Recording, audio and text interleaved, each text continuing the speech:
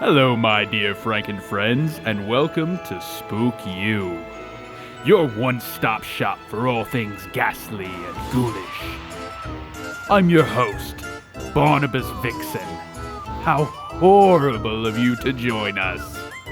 Curl up, invite your friends, and by all means, make sure those lights are out. That way it's harder to tell what may or may not be lurking around you. There's nothing like a good mystery, am I right? Tonight will feature a singular tale of devilish design curated by those wicked weavers of woe.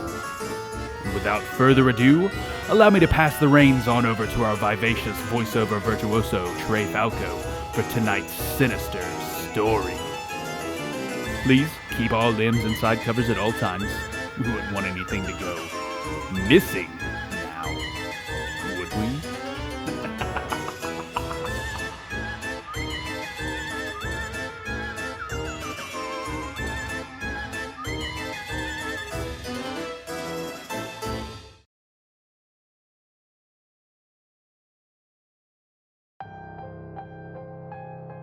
One veteran guard told me about the time he spent guarding a mansion.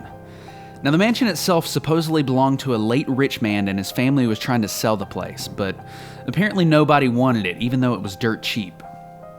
The guy who told me the story had been there for almost a year before he got a new partner, a rookie who had just joined the company.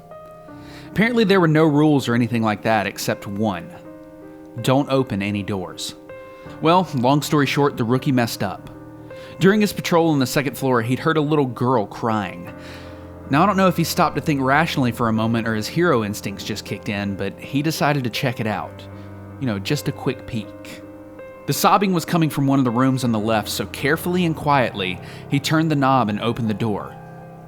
As soon as he did, the crying stopped. Not like someone had heard him and then stopped crying, no. This was like someone had pressed the mute button in the middle. Anyway, he poked his head in and saw nothing, so he went back to his patrol. And not a minute later, he hears the crying again, once more from the left, but different room. He checks it out again, and once more the crying stops. He continues his patrol and just then realizes the corridor is on a loop. He continues walking through, hoping it's just a really long corridor, but every dozen steps or so that he takes, the crying follows him in one of the rooms to the left. He tries running back, but again, there's crying on the left and the corridor goes for much longer than he remembers walking. He continues, fully aware that he should have been out by now, but the exit is nowhere in sight. He was now in full-blown panic, so he contacted his partner via radio, telling him that he had fucked up. And when the veteran asked him how and the rookie told him the corridor is on a loop, the only thing the veteran guard was able to mutter was, "Oh fuck." A moment of silence ensued before the veteran said, "You opened the door, didn't you?"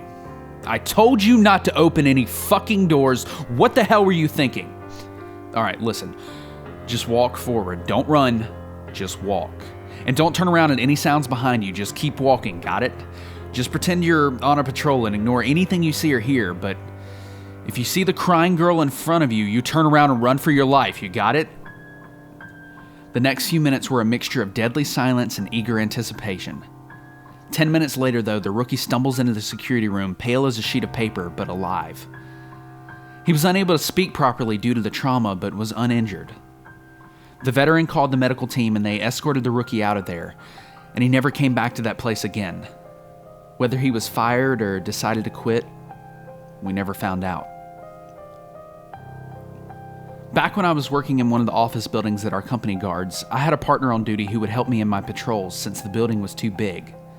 Usually, we'd divide patrols with one of us starting from the top floor and moving down, and the other guard going from the bottom up until we met on the 10th floor. To make things interesting, we made it like a race. So this one time, I started from the bottom and made my way up and met my partner on the 9th floor. At first, I found it odd that he was on this floor when we always met on floor 10. He said he got tired of waiting downstairs and decided to make his way down and do my work for me. I found it odd that he got there so quickly since he usually takes his time checking every nook and cranny but dismissed it as unimportant. There was something else off here though, but I couldn't really put my finger on it. All I know is I suddenly got a really bad feeling and the hairs on the back of my neck stood straight. Again, I dismissed it as my imagination. He suggested we return downstairs and head outside so he can have a quick smoke, and I told him we were forbidden from doing so, but he said he'd be quick, 2 minutes tops. We were about to make our way down when I heard a voice shout from upstairs.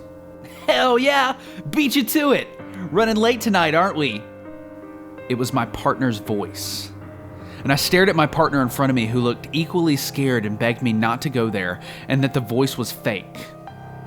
It was then that I realized what was so wrong with the person in front of me. Sorry for the interruption, dear listener, but I just had to remind you. If you're enjoying this series, then make sure you head on over to Amazon and pre-order the book from this talented author, Tales of a Security Guard, set to release on January 30th. Seriously, take the time to pause this video and go give it a look-see. Without these authors, our vivacious voiceover virtuoso would be picking pennies out of the couch to feed his family instead of narrating these amazing stories. At least now he has a hobby. I mean, would you take that away from him? I didn't think so. Not only does it include the 12-part series that you're watching right now, but it also includes the Night Guard series that we've previously narrated on this channel, and more terrifying tales to fuel your insomnia-induced night readings. And while you're at it, make sure you head on over to their Facebook page, Scary Stories with BB, to keep up to date with everything that they're doing. And I'd also like to mention that this author is not our sponsor, nor have we been paid in any way to bring you this message. No. We here at Spookyou just want to remind you, our listeners, that the authors behind these wonderful stories need to eat too. And not only that, but they do deserve to be compensated for the work that they do. That about wraps it up for this break, so back to your story. He had completely black eyes, and I remember thinking, how the fuck didn't I notice that before, and bolted upstairs to floor 10. My partner was there, visibly confused by my state, and I explained what happened, and when we went downstairs, the imposter was gone. We spoke to HQ about it a bit later, and here's what the chief said. "Ever heard of those black-eyed kids?" My partner and I shook our heads. The chief continued. "Well, apparently there are these kids with black eyes that knock on your door and ask you to let them in. You're not in any danger so long as you decline their invitation. Now, there have been sightings in that building of black-eyed adults, and they usually ask you to go outside with them, so our assumption is they want to get out but can't do it without permission or escort. That's why you're not allowed outside during your shift." "So, what if we let them out?" I asked. "Don't," is all the chief said. Another place my company has a contract with is a big botanical garden. 4 guards work there in shifts, and the rules were simple. Carry a flamethrower with you and kill anything found on trails. That includes squatters, stray animals, etc., but the biggest concern were the plants. The guards were told that if they so much as hear something or see a stray root or branch on the trail, unleash hell until everything is sterile again. Each section of plants was separated in a way that flames couldn't spread. The story was shared to me by one of the former guards who retired recently. He said he had spent about 10 years working there and had seen all sorts of things, but most commonly, he'd just have to burn the plants that have grown over the trail.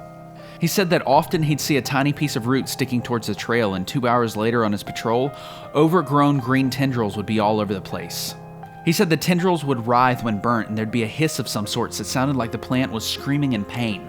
He ended his career when one day, a stray tendril wrapped itself around his ankle and started dragging him off the trail. He managed to burn the tendril off, but a sharp thorn had found itself inside his foot. He plucked it out and continued working, but the following day, he had bulging veins all over his foot. Upon closer inspection, he realized those weren't veins, but tiny tendrils emerging from the wound where the thorn had pricked him and slowly growing, reaching higher, first towards his ankle and then his knee. He had to have his foot amputated and retired after that with a handsome compensation. When I asked him if he regretted working there, he said he'd give both feet for his job without a second thought.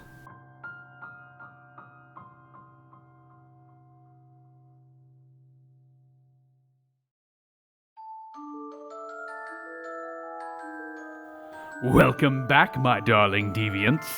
Well, tell me, did you enjoy that twisted tale? Of course you did. I knew you had that air about you, that hunger for the horrific and the macabre. So, Did we spook you? If not, then file a complaint with our complaint department detailing all accounts of non-spookiness you found in this video, and we'll get back to you in 2 to 3 millennia. Give or take a business eon or two. However, if you've enjoyed what you've just heard this evening, then make sure you leave a like on this video and annihilate that subscribe button. Such a small act of obedience is exactly what we need to put the food on the table around here. There's only so many days we can have refried kidney and toe jam hash before I'm absolutely sick of it. Spoiler alert, that ship sailed long ago. Now, I must bid you adieu. I've many things to take care of, and this outro is eating into my day off. Run along now. Have no fear, we'll be here every Tuesday and Thursday to bring you another terrible tale. Go forth, my ghastly gang, and stay spooky.